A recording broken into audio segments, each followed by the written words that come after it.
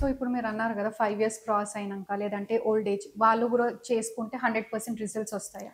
అంటే by birth ఉన్న వాళ్ళకి 5 ఇయర్స్ క్రాస్ అయ్యాక చేసిన రిజల్ట్ ఉండదు. బట్ కొంతమంది పిల్లలకి మెనింజైటిస్ కానీ, లేకపోతే ఏదన్నా సడన్ యాక్సిడెంట్ వల్ల లాస్ అయిన hearing, sudden sensory neural hearing loss అని ఉంటుంది.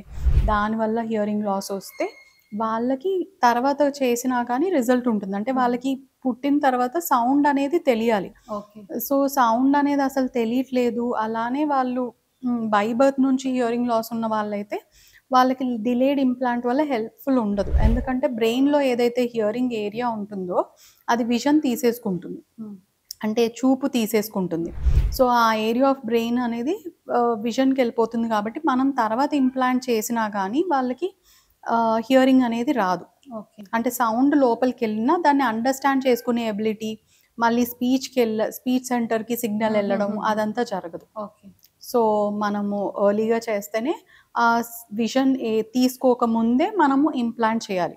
అప్పుడే వాళ్ళకి స్పీచ్ అనేది డెవలప్ అయ్యే ఛాన్స్. సో, కాక్లియర్ ఇంప్లాంట్ అంటే దానిలో 2 పార్ట్స్ ఉంటాయి. External speech processor and internal receiver stimulator.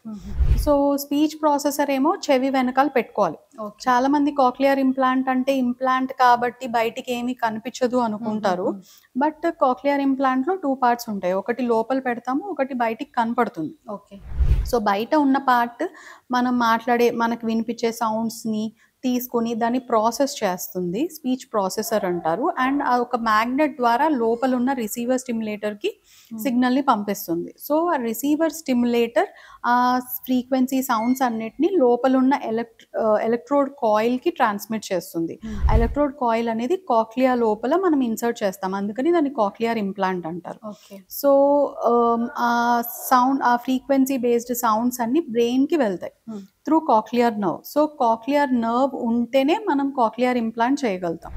Sound అనేది బ్రెయిన్‌కి రీచ్ అయ్యాక అక్కడ నుంచి స్పీచ్ సెంటర్‌కి వాళ్ళకి అండర్‌స్టాండింగ్ అనేది once they start understanding those sounds వాళ్ళకి స్పీచ్ సెంటర్‌కి సిగ్నల్ వెళ్తుంది. అప్పుడు వాళ్ళు స్లోగా, గ్రాడ్యుయల్‌గా వాళ్ళు విన్న సౌండ్స్‌ని మళ్ళీ ప్రొడ్యూస్ చేయడానికి ట్రై చేస్తారు. ఓకే. వాళ్ళు సౌండ్ అనేది వినకపోతే they cannot use their vocal muscles to produce sound in same way.